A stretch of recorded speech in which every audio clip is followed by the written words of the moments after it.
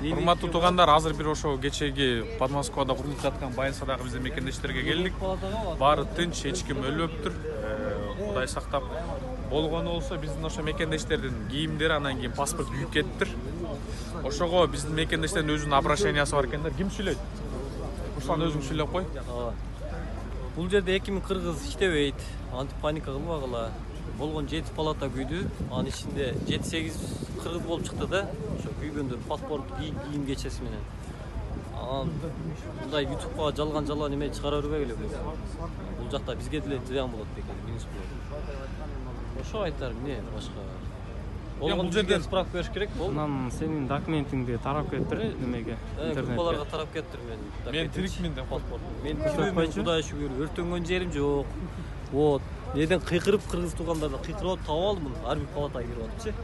Анан бул биздин мекендештердин түздөн түз өтүнүчү. Азыр карантин бүткөндө биздин посольствонун жардамы менен документтерин тууралап берем деп атышкан экен. Бирок карантин апрелдин аягына чейин жылып кетти. Булар ушу городко чыга албай атыптыр. Өтүнүп жатышат, ошол документти бир чечип беришсе деп. Атак баары жакшы, тамак аш берип атыптыр, акчасын берип атыптыр, иштеп атышыптыр. Болду чай. Болгон справка керек? Справка керек болот.